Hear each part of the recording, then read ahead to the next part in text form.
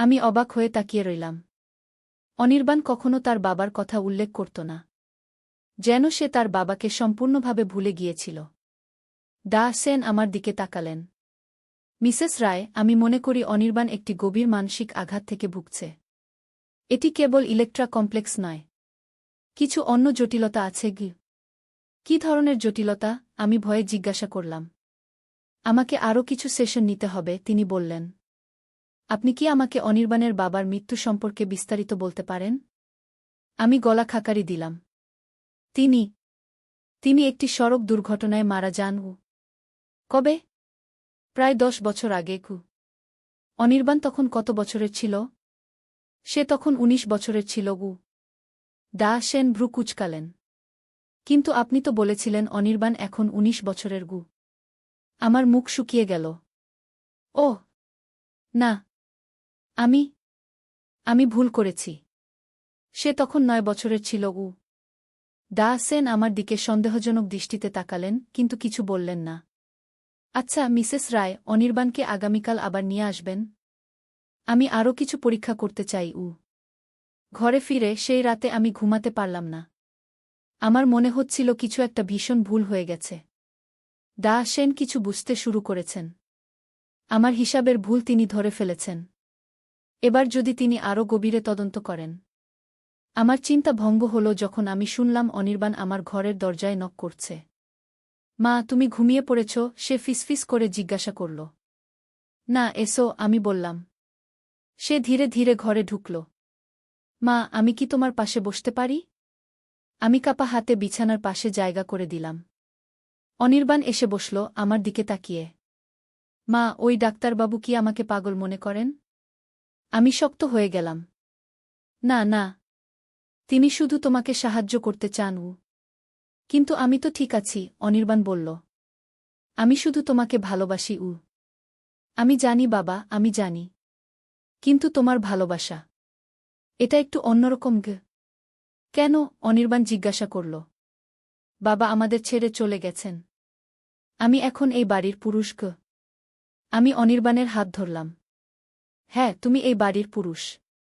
কিন্তু তুমি আমার ছেলে। আমার জীবনসঙ্গী নও। আমি কিন্তু সবকিছু পারি মা। অনির্বাণ অদ্ভুত দৃষ্টিতে তাকাল, এমনকি যা বাবাও পারতেন না। আমি তটস্থ হয়ে গেলাম। কি বলছো তুমি? আমি জানি বাবা তোমাকে ঠিকমতো দেখতেন না, অনির্বাণ বলল। তিনি তোমাকে মারতেন না? আমার নিঃশ্বাস বন্ধ হয়ে এল। তোমাকে কে বলেছে এসব? তুমি চিৎকার করতে। আমি শুনতাম। অনির্বাণের চোখে পানি জমা হল। আমি তোমাকে বাঁচাতে চেয়েছিলাম মা। আমি সবসময় তোমাকে বাঁচাতে চেয়েছি। সেই মুহূর্তে আমার মনে হল 10 বছর আগের সেই রাতের কথা। অনির্বাণের বাবা সেদিন খুব রেগেছিলেন। তিনি আমাকে মারছিলেন। অনির্বাণ ভয়ে কাঁপছিল। আমি চিৎকার করছিলাম। তারপর আমি চোখ বন্ধ করলাম। অনির্বাণ, সেই রাতে কি হয়েছিল? অনির্বাণ কাঁপতে শুরু করল। তুমি আমাকে কথা দিয়েছিলে আমরা কখনো সেই রাতের কথা বলবো না। আমাকে বলো। আমার কণ্ঠ কঠিন হয়ে এল। বাবা তোমাকে মারছিলেন। আমি রান্নাঘর থেকে বড় ছুরিটা নিয়ে এসেছিলাম। অনির্বাণ কাঁদতে শুরু করল। আমি শুধু তাকে ভয় দেখাতে চেয়েছিলাম। কিন্তু তিনি আমাকে ধাক্কা দিলেন, আমি পড়ে গেলাম, আর ছুরিটা আমার সারা শরীর দুলতে লাগল। 10 বছর ধরে আমরা এই সত্যকে লুকিয়ে রেখেছি। অনির্বাণ তার বাবাকে মেরে ফেলেছিল একটি দুর্ঘটনায় আমাকে বাঁচাতে গিয়ে। আমি জানি মা, আমি অন্যায় করেছি। অনির্বাণ ফুঁপিয়ে উঠল। কিন্তু আমি তোমাকে হারাতে পারতাম না। বাবা তোমাকে মেরে ফেলতেন একদিন। অনির্বাণ, শোনো। আমি সন্তর্পণে বললাম। আমরা কি করেছি তা ঠিক ছিল না। পুলিশে রিপোর্ট করা উচিত ছিল। তাহলে আমাকে জেলে যেতে হতো মা। অনির্বাণ চিৎকার করে উঠল। তাই তুমি বলেছিলে এটা একটি দুর্ঘটনা ছিল, সড়ক দুর্ঘটনা। আমরা লাশ লুকিয়েছিলাম। অনির্বাণ, চুপ করো। আমার শরীর ঠান্ডা হয়ে গেল। এসব কথা কারো শোনা উচিত নয়। কিন্তু ডাক্তারবাবু আমাকে প্রশ্ন করেছেন বাবার বিষয়ে, অনির্বাণ কাঁপতে কাঁপতে বলল। তিনি যদি জানতে পারেন। আমার মাথায় একটি চিন্তা খেলে গেল। নিশ্চিন্ত থাকো, আমি ব্যবস্থা নেব। সেই রাতে আমি আবার ঘুমাতে পারলাম না। ভোর হতে না হতেই আমি অনির্বাণকে নিয়ে বাড়ি ছেড়ে দিলাম। আমাদের সাথে কিছু টাকা, জামাকাপড় আর একটি লাইসেন্সধারী পিস্তল অনির্বাণের বাবার। কোথায় যাচ্ছি জানতাম না, শুধু জানতাম আমাদের চলে যেতে হবে। ডা সেন খুব বেশি জেনে ফেলেছেন। বাড়ি থেকে বেরিয়ে আমরা প্রথমে একটি হোটেলে আশ্রয় নিলাম। আমি অনির্বাণকে শান্ত করার চেষ্টা করছিলাম, কিন্তু সে ক্রমশ উত্তেজিত হয়ে উঠছিল। মা, আমরা কেন পালাচ্ছি? আমরা কি আবার কোথাও নতুন জীবন শুরু করতে পারব না? সে জিজ্ঞাসা করল। হ্যাঁ, অবশ্যই পারব, আমি মিথ্যা আশ্বাস দিলাম। আমি বসকে ফোন করব, আমরা ছুটিতে যাচ্ছি বলব। আর ডাক্তারবাবু? তিনি যদি পুলিশকে বলেন? আমি দীর্ঘশ্বাস ফেললাম। ওনাকে আমি সামলাব গো। আমি ডা সেনকে ফোন করলাম। ডাক্তারবাবু, আমি দুঃখিত, আমরা আজ আসতে পারব না। অনির্বাণ অসুস্থও। মিসেস রায়, আমি চিন্তিত, ডা সেন বললেন। অনির্বাণের অবস্থা আমার ভালো লাগছে না। আমাকে আপনার ঠিকানা দিন, আমি আপনাদের ওখানে যাব। না না, দরকার নেই, আমি তাড়াহুড়া করে বললাম। আমরা ভালো আছি। মিসেস রায়, আমি মনে করি আমাদের পুলিশের সাহায্য নেওয়া উচিত, ডা সেন গম্ভীর কণ্ঠে বললেন। আপনার ছেলে বিপজ্জনক হতে পারে কি? আমার হাত থেকে ফোন পড়ে গেল। সবকিছু শেষ হয়ে যাচ্ছে। অনির্বাণ আমার দিকে তাকিয়েছিল, তার চোখে ভয়। মা, কি হয়েছে? ডাক্তারবাবু কি বললেন? আমি সত্যি কথা বলতে পারলাম না। কিছু না, বাবা। তিনি শুধু জানতে চেয়েছেন আমরা কেমন আছি। পরের দিন সকালে আমি টিভিতে খবর দেখলাম, বিখ্যাত মানসিক রোগ বিশেষজ্ঞ ডা অরুণাভ সেন তার বাড়িতে মৃত অবস্থায় পাওয়া গেছেন। পুলিশ ঘটনার তদন্ত শুরু করেছে। আমার পা থেকে মাথা পর্যন্ত ঠান্ডা হয়ে গেল। আমি অনির্বাণের দিকে তাকালাম। সে টিভি দেখছিল, তার মুখে কোনো ভাব নেই। অনির্বাণ, তুমি কি জানো ডা সেনের কি হয়েছে? আমি ধীরে ধীরে জিজ্ঞাসা করলাম। না, সে সরলভাবে উত্তর দিল। কেন? তিনি মারা গেছেন। কেউ তাকে হত্যা করেছে। অনির্বাণ আমার দিকে তাকাল, তার চোখে একটি অদ্ভুত দৃষ্টি। তাই? এটা তো খুব দুঃখজনক। সেই মুহূর্তে আমি বুঝলাম আমার ছেলে আসলেই অসুস্থ। সে শুধু পারিবারিক বন্ধন নিয়ে বিভ্রান্ত নয়, বরং একজন হিংস্র খুনি। অথচ সে আমার ছেলে, আমার রক্ত, আমার মাংস। আমি তাকে বাঁচাতে হবে, যেমন সে আমাকে বাঁচিয়েছিল। আমরা পরদিন আবার পালালাম, এবার একটি ছোট শহরে, যেখানে কেউ আমাদের চিনত না। আমরা নতুন নাম নিয়ে একটি ভাড়া বাড়িতে উঠলাম। আমি হলাম মিতালি দত্ত আর অনির্বাণ হল অভিজিৎ। আমি একটি স্কুলে চাকরি নিলাম আর অনির্বাণকে বললাম সে যেন কলেজে ভর্তি হয়। মা, আমাদের আবার নতুন করে শুরু করতে হবে, অনির্বাণ বলল। আমরা এখানে খুশি থাকব। কেউ আমাদের খুঁজে পাবে না। আমি শঙ্কিত ছিলাম। অনির্বাণ কি ডা সেনকে হত্যা করেছে? আমি সরাসরি জিজ্ঞাসা করতে সাহস পাচ্ছিলাম না। কিন্তু আমার ছেলেকে আমি চিনি, তার চোখে আমি দেখতে পেয়েছিলাম সেই একই দৃষ্টি যা 10 বছর আগে দেখেছিলাম, যেদিন সে তার বাবাকে। প্রথম কয়েকদিন ঠিকই কাটল। আমরা প্রতিবেশীদের সাথে ভালো ব্যবহার করলাম, তাদের বললাম আমরা মাছেলে একসাথে নতুন জীবন শুরু করতে এখানে এসেছি। সবাই আমাদের ভালোভাবে গ্রহণ করল। কিন্তু সপ্তাহ দুয়েক পরেই আমি লক্ষ্য করলাম অনির্বাণ আবার অদ্ভুত আচরণ করছে। সে আমার প্রতি আবার সেই অস্বাভাবিক আসক্তি দেখাতে শুরু করল। যখনই আমি কারো সাথে কথা বলতাম, বিশেষ করে কোনো পুরুষের সাথে, সে রেগে যেত। একদিন সন্ধ্যায় আমি স্কুলের প্রধান শিক্ষকের সাথে চা পান করছিলাম, অফিসের কাজ নিয়ে আলোচনা করছিলাম। বাড়ি ফিরে দেখি অনির্বাণ দরজায় দাঁড়িয়ে আছে, তার চোখে আগুন। কোথায় ছিলে? সে প্রায় চিৎকার করে জিজ্ঞাসা করল। স্কুলে, আমি শান্তভাবে উত্তর দিলাম। প্রধান শিক্ষকের সাথে কাজ করছিলাম। কাজ? অনির্বাণ বিদ্রূপের হাসি হাসল। নাকি আবার কাউকে পটাচ্ছ? তোমার ওই বসের মতো। আমার ধৈর্য শেষ হয়ে গেল। অনির্বাণ, তুমি কি বলছ? তুমি কি বুঝতে পারছ না তোমার এই আচরণ কতটা অস্বাভাবিক? আমি তোমার মা। আমি জানি, সে চিৎকার করে উঠল। আর আমি তোমাকে হারাতে চাই না। আমি কাউকে তোমার কাছে আসতে দেব না। আমি বুঝলাম এভাবে আর চলবে না। অনির্বাণের চিকিৎসা দরকার, কিন্তু কিভাবে? আমি যদি তাকে কোনো ডাক্তারের কাছে নিয়ে যাই, সে কি আবার কাউকে হত্যা করবে? আর যদি কেউ জানতে পারে আমরা কারা, আমরা কি করেছি? আমি ঠিক করলাম আরেকবার চেষ্টা করব অনির্বাণকে বোঝাতে। বাবা, আমরা এখানে নতুন জীবন শুরু করেছি। তুমি একটি সুন্দর ভবিষ্যৎ পেতে পারো। কিন্তু এই আচরণ কি? সে তীক্ষ্ণ স্বরে জিজ্ঞাসা করল। আমি তোমাকে ভালোবাসি বলে? আমি যেভাবে তোমাকে ভালোবাসি কেউ কোনোদিন সেভাবে ভালোবাসবে না গি।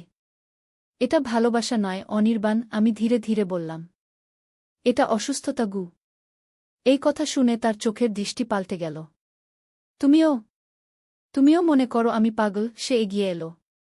ডা সেনও তাই ভেবেছিলেন গু। আমি পিছিয়ে গেলাম। অনির্বাণ, তুমি কি ডা সেনকে গু? হ্যাঁ, সে সহজভাবে স্বীকার করল, তিনি আমাদের বিপদে ফেলতে যাচ্ছিলেন। আমি তোমাকে বাঁচাতে গিয়েছিলাম ঘে। আমার মাথা ঘুরতে লাগল। আমার ছেলে একজন খুনি। আমি তাকে এতদিন বাঁচিয়ে রেখেছি, কিন্তু এখন আমি বুঝলাম এটা ঠিক নয়। সেই রাতে অনির্বাণ ঘুমাবার পর আমি তার ঘরে গেলাম। আমি তার জিনিসপত্র দেখছিলাম, যদি আরও কিছু প্রমাণ পাই। আমি তার ব্যাগে ডা সেনের ঘড়ি পেলাম, রক্তে মাখা। আমার সন্দেহ সত্য হয়ে গেল। আমি ভাবলাম কি করব। পরদিন সকালে আমি অনির্বাণকে বললাম, চলো আমরা একটু শহরে যাই। তোমার জন্য কিছু জিনিস কিনতে হবে গু। সে খুশিতে রাজি হয়ে গেল। আমরা একটি বড় শপিং মলে গেলাম। আমি ইচ্ছাকৃতভাবে ভিড়ের মধ্যে ছিলাম।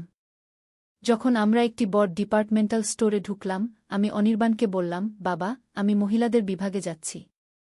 তুমি পুরুষদের বিভাগে গিয়ে কিছু শার্ট দেখো গু। সে চলে যাওয়ার পরপরই আমি সেখানকার সিকিউরিটি অফিসের দিকে দৌড়ে গেলাম। আমি তাদের বললাম, আমি একটি গুরুত্বপূর্ণ তথ্য দিতে চাই। তারা আমাকে পুলিশের কাছে নিয়ে গেল। সাহেব, আমি কাঁপতে কাঁপতে বললাম, আমার ছেলে দুজন লোককে খুন করেছে। আমি আর এটা লুকিয়ে রাখতে পারছি না গি। পুলিশ অফিসার আমার দিকে অবাক হয়ে তাকালেন। কাদের খুন করেছে? তার বাবাকে 10 বছর আগে, আমি কাঁদতে কাঁদতে বললাম। আর সম্প্রতি একজন ডাক্তারকে গু। আমি তাদের সবকিছু বললাম, 10 বছর আগের সেই দুর্ঘটনা, আমাদের মিথ্যা, অনির্বাণের অস্বাভাবিক আসক্তি, ডা সেনের খুন।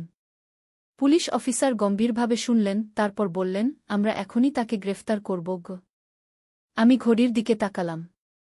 সে অপেক্ষা করছে আমার জন্য। যদি আমি ফিরে না যাই ঠিক আছে, অফিসার বললেন। আপনি আমাদের বলুন সে কোথায় আছে। আমরা আপনাকে সাথে নিয়ে যাব, কিন্তু আমরাই তাকে আটক করব গো। আমরা যখন ডিপার্টমেন্টাল স্টোরে ফিরে গেলাম, অনির্বাণ অস্থির হয়ে খুঁজছিল আমাকে। সে আমাকে দেখতে পেয়ে ছুটে এলো, মা, তুমি কোথায় ছিলে? আমি ভয় পেয়ে গিয়েছিলাম। আমি আস্তে আস্তে বললাম, অনির্বাণ, আমি এখানেই ছিলাম। কিছু জিনিস দেখছিলাম গ। সে কিছু বলতে যাচ্ছিল, কিন্তু তখনই পুলিশ অফিসাররা এগিয়ে এলেন। অনির্বাণ রায়? একজন অফিসার জিজ্ঞাসা করলেন। অনির্বাণ চমকে উঠল। না, আমার নাম অভিজিৎ দত্ত। না, তোমার আসল নাম অনির্বাণ রায়, অফিসার দৃঢ়ভাবে বললেন। তুমি ডা অরুণাভ সেনের খুনের আসামি। এবং সম্ভবত তোমার বাবার মৃত্যুর রহস্যের সাথেও তোমার যোগ আছে গি। অনির্বাণ আমার দিকে ফিরল, তার চোখে বিশ্বাসঘাতকতার অভিযোগ। মা, তুমি? আমি কাঁদতে কাঁদতে মাথা নাড়লাম। অনির্বাণ, তোমার সাহায্য দরকার। পুলিশ অনির্বাণকে হাতকড়া পরাতে গেল, কিন্তু সে হঠাৎ আমার ব্যাগ থেকে সেই পিস্তল বের করে নিল। পিছনে সরো, সে চিৎকার করে উঠল। আমি কাউকে আমাদের আলাদা করতে দেব না। চারিদিক থেকে লোকজন চিৎকার করে ছুটতে লাগল। পুলিশ অফিসাররা তাদের অস্ত্র বের করলেন। অস্ত্র নামাও, তারা আদেশ দিলেন। মা, চলো যাই। অনির্বাণ আমার হাত ধরে টানল। আবার পালাই। আমি নড়লাম না। না, অনির্বাণ, আর নয়। আমরা ভুল করেছি। আমাদের এখন সত্যিটা মেনে নিতে হবে গি। আমি তোমাকে বাঁচিয়েছিলাম। সে কাঁদতে লাগল। তুমি কেন আমার সাথে এমন করছো? আমি তোমাকে বাঁচাচ্ছি বাবা, আমি ব্যথায় বললাম। যা করেছ তার জন্য তোমাকে শাস্তি পেতে হবে। কিন্তু তুমি চিকিৎসাও পাবে গু। অনির্বাণ আমার দিকে তাকালো, তার চোখে অশ্রু। আমি সবই তোমার জন্য করেছিলাম মা গু। আমি জানি, আমি কাঁদতে কাঁদতে বললাম। আমিও অনেক ভুল করেছি। কিন্তু এখন আমাদের সঠিক পথে ফিরতে হবে গু। অনির্বাণ ধীরে ধীরে পিস্তল নামিয়ে রাখল। পুলিশ অফিসাররা দ্রুত এগিয়ে এসে তাকে আটক করলেন। অনির্বাণ, আমি বিশ্বাস করতে পারছিলাম না। তুমি আমার জীবনসঙ্গী হতে চাও? তুমি তো আমার ছেলে। এই গল্পটি সম্পূর্ণ শুনলে আপনাদের পানি অটোমেটিক বের হয়ে যাবে, যত দ্রুত সম্ভব হাতের কাছে টিস্যু নিয়ে বসে পড়ো।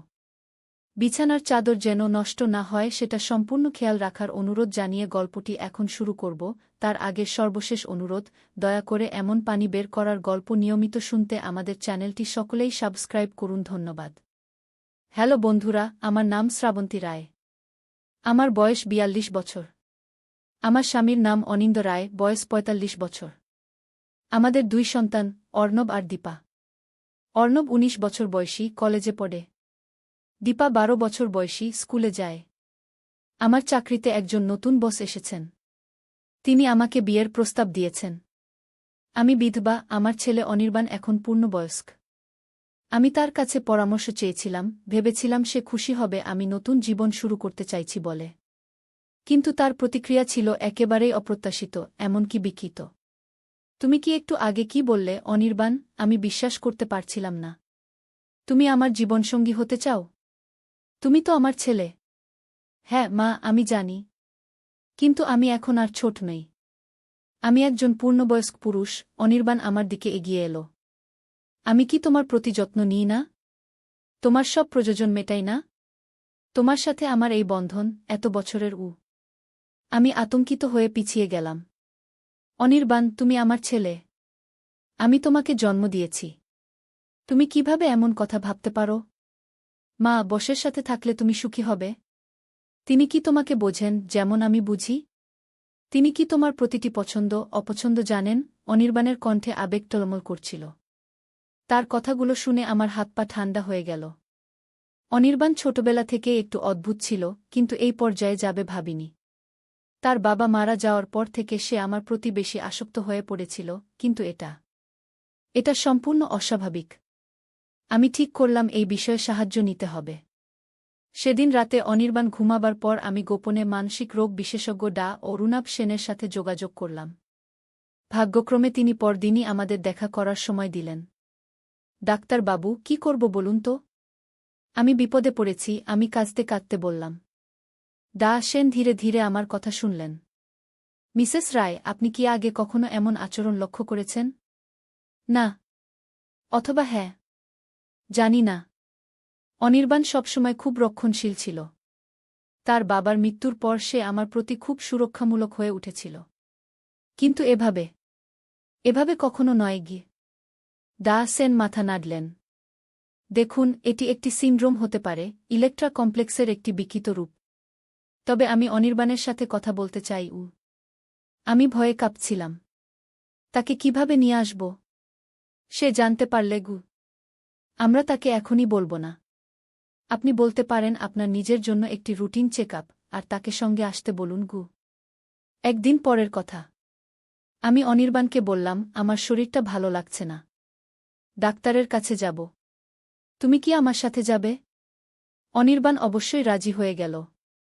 আমি তাকে ডা. সেনের চেম্বারে নিয়ে গেলাম। প্রথমে আমার স্বাস্থ্য নিয়ে আলাপ হল, তারপর ডা. সেন কৌশলে অনির্বাণের সাথে কথা বলা শুরু করলেন। তো অনির্বাণ, তুমি মাকে খুব ভালোবাসো, তাই না? অবশ্যই, অনির্বাণ গর্বিত ভঙ্গিতে বলল। তোমার বাবা নেই। তুমি কি মায়ের একমাত্র সুরক্ষাকারী মনে করো নিজেকে? অনির্বাণ মাথা নাড়ল। আমি মাকে সবকিছু দিতে পারি। মার কোনো অভাব থাকবে না আমার থাকতে। তোমার মা যদি আবার বিয়ে করতে চান? অনির্বাণের মুখ কঠিন হয়ে গেল। কেন? আমি কি যথেষ্ট নই? আমি তো তার ছেলে। ডা. সেন ধীরে ধীরে শুরু করলেন। অনির্বাণ, একটা ছেলের ভূমিকা আর একজন জীবনসঙ্গীর ভূমিকা আলাদা। আমি জানি, অনির্বাণ তীক্ষ্ণ স্বরে বলল। আমি সবই পারি। এই কথা শুনে আমার গা শিউরে উঠল। কিন্তু পরের কয়েক মিনিটে ডা. সেন যা প্রশ্ন করলেন তাতে আমি আরও বেশি বিস্মিত হলাম। ডা. সেন, অনির্বাণ বলতো, তোমার বাবা যখন জীবিত ছিলেন তখন তিনি কেমন ছিলেন? অনির্বাণ, বাবা? বাবা তো। সে হঠাৎ থেমে গেল। তার চোখে বিভ্রান্তি। ডা. সেন, তোমার বাবা তোমার সাথে কেমন ব্যবহার করতেন? অনির্বাণ, বাবা? আমার বাবা। সে হঠাৎ কাঁদতে শুরু করল। পরবর্তী কয়েক মাস ছিল আমার জীবনের সবচেয়ে কঠিন সময়। অনির্বাণকে বিচারের সম্মুখীন হতে হল। আদালত তার মানসিক অবস্থার কারণে তাকে জেলের বদলে একটি মানসিক হাসপাতালে পাঠানোর নির্দেশ দিল। আমার বিরুদ্ধেও অভিযোগ উঠল, মিথ্যা সাক্ষ্য দেওয়া, অপরাধ লুকানো, অপরাধীকে সাহায্য করা। আমাকেও শাস্তি পেতে হল, যদিও হালকা। বছর দুয়েক পরের কথা। আমি এখন জেল থেকে মুক্তি পেয়েছি। অনির্বাণও ভালো আছে, সে চিকিৎসা নিচ্ছে, তার অবস্থার উন্নতি হচ্ছে। সে এখন বুঝতে পেরেছে তার আচরণ কতটা অস্বাভাবিক ছিল। আমি প্রায়ই তাকে দেখতে যাই। আমরা কথা বলি, হাসি, কাঁদি। এখন আমরা দুজনেই সত্যের সামনে, যতই কঠিন হোক না কেন। আমি এখন বুঝতে পারি, সত্যি কথা মুখোমুখি না হয়ে পালিয়ে বেড়ানো কতটা ভুল ছিল। একদিন অনির্বাণ আমাকে জিজ্ঞাসা করল, মা, তুমি কি আমাকে ক্ষমা করেছ? আমি তার হাত ধরে বললাম, বাবা, আমরা দুজনেই ভুল করেছি। এখন আমাদের একসাথে এগিয়ে যেতে হবে। ভালোবাসার অর্থ পালিয়ে বেড়ানো নয়, ভালোবাসার অর্থ মুখোমুখি হওয়া, যত কঠিনই হোক না কেন। অনির্বাণ হাসল, একটি সত্যিকারের হাসি, আমার ছেলের হাসি। আমি তোমাকে ভালোবাসি, মাগি। আমিও তোমাকে ভালোবাসি, বাবা, আমি বললাম। আমরা এখন নতুনভাবে শুরু করব, সত্যি কথা মেনে নিয়ে কি। আজ আমি এই গল্প বলছি যাতে অন্যরা শিখতে পারে। সত্য যতই কঠিন হোক, তার মুখোমুখি হওয়াই একমাত্র পথ। পালিয়ে বেড়ালে শুধু অন্ধকারই আরও গভীর হয়। আলোর দিকে যেতে হলে আমাদের সাহসী হতে হবে। আমি এবং অনির্বাণ এখন সেই সাহসের পথে হাঁটছি।